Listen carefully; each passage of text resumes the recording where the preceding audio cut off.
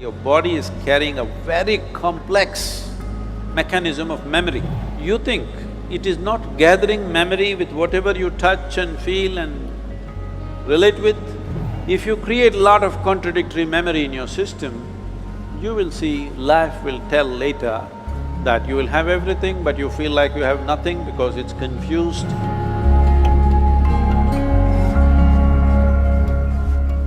My name is Azim. I'm a first year student pursuing BCom honors. So basically we all know that at this age we get into a relationship, then we broke up. So there was one of my friend recently who broke up, and he was like, he asked me to give him some advice on how to move on and how to cope up with things.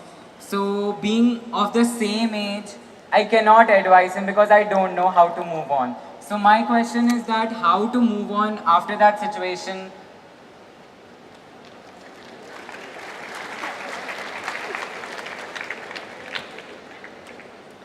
Well, somebody else has moved on. Even if you stay in the same place, distance will happen.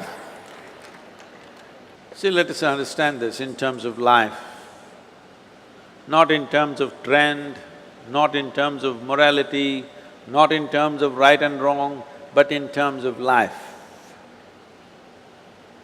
When I say in terms of life,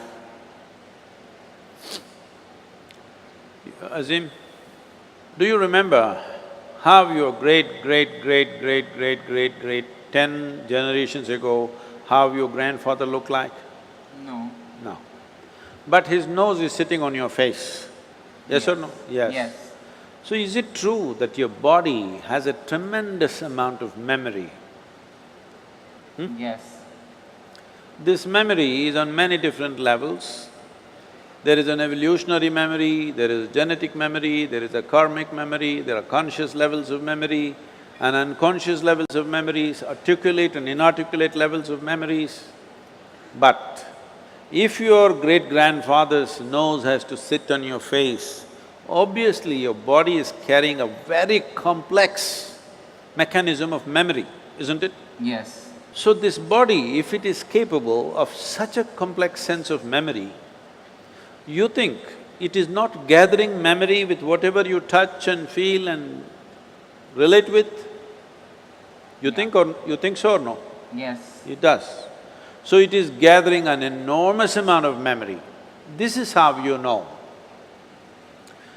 See, how to go up the steps, how to go down the steps, it looks very simple, but it's not simple, it's very complex. Your body has to remember, otherwise it cannot go up and go down so simply. Well, today the sports people are talking about muscle memory, building memory into their system so that the sport can be executed at a certain level of efficiency. So this is not only for sport, this is not only for specific activity. Every day you are imbibing so much memory, and this memory, if there is a certain kind of congruence to this memory, if there's a certain kind of cohesiveness to this memory will become productive. If there is a certain level of chaos to this memory, then you may know everything, but this memory will work against you because it's contradictory and conflicting within itself. When you say a relationship and when your friend asks you this question, the question itself is coming because it matters, isn't it? Yes. If you didn't matter, you could have just forgotten about it and gone on like old pair of shoes. But it matters because you invested your thought, your emotion and maybe even your body. Once you've invested these three things, there is a profound sense of memory about that. If you create a lot of contradictory memory in your system, you will see life will tell later that you will have everything but you feel like you have nothing because it's confused and it's joyless, it doesn't have exuberance.